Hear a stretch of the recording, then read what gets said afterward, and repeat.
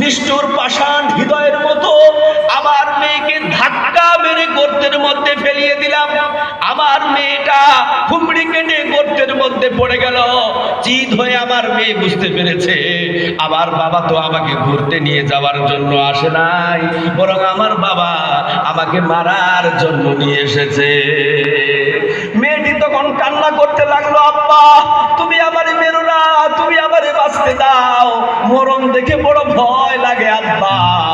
দুনিয়াতে আমি তোমাকে আব্বা বলে ডাকবো না, দুনিয়াতে কোনোদিন তোমার চোখের সামনে আসবো না, তোমাকে বাবা বলে পরিচয় দেব না, শুধু তুমি আমারে বাঁচতে দাও। তখন ওই লোকটা বলছে, ইয়া রাসূলুল্লাহ, মেয়ের চোখের জলে আমার হৃদয় ভিজলো না, প্রকাণ্ড একটা পাথর হাতে নিলাম আর আমার মেয়ের বক্ষ দেশকে লক্ষ্য করে সজোরে মারলাম। পাথরটা গিয়ে আমার মেয়ের বুকে লাগলো আর আমার মেয়ের বুক থেকে রক্ত ফিনকি মেরে বেরিয়ে আমার জামায় এসে পড়লো।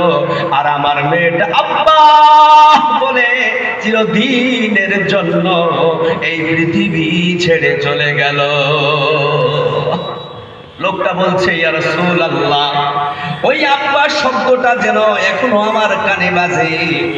ইয়া রাসূলুল্লাহ, ইয়া হাবিবাল্লাহ, আমার মনে হয় আল্লাহ পাক রব্বুল আলামিন আমার সমস্ত গুনাহ মাফ করে দিতে পারে, কিন্তু এই যে গুনাহটা আমি করেছি এই গুনাহটা বোধহয় আল্লাহ পাক রব্বুল আলামিন আমার ক্ষমা করবে না। রাসূল সাল্লাল্লাহু আলাইহি সাল্লাম যখন ওই লোকটার কথাগুলো শুনতেছিল তার চোখ দিয়ে জ্বলবে, দাড়ি ভিজে জামা পড়তো আর বললো, আহারে কি ব্যাপার, মাইকে তো ডিস্টার্ব কেন করতেছে, কেন কিভাবে কেন হবে? আহারে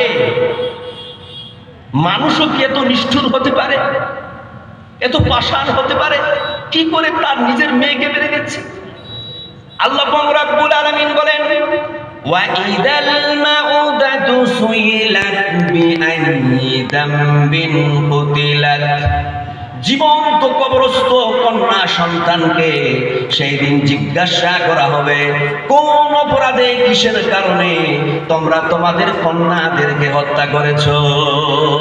কিন্তু সেই দিন তাদের কাছে কোনো উত্তর থাকবে না, বরং তারা লাজবাব হয়ে যাবে, নিরর্থক হয়ে যাবে। আল্লাহ পাক রব্বুল আলামিন এই কন্যাদেরকে পৃথিবীতে বাঁচার অধিকার ফিরিয়ে দিলেন কিভাবে? আল্লাহ পাক রব্বুল আলামিন বলেন, ওয়ালা তাকতুলু আওলাদাকুম খাশিয়াতা ইমলাক নাহনু নারযুকুহুম ওয়া ইয়্যাকুম ইন্না কাতলাহুম কানা খিতআন কাবীরা।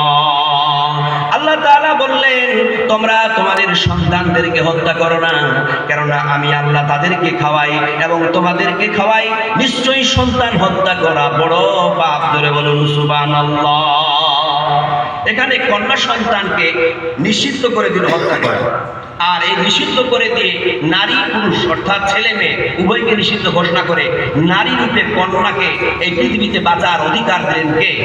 বলুন আল্লাহ তাআলা। ধরে বলুন সুবহানাল্লাহ। আমার মুসলমান ভাইরা,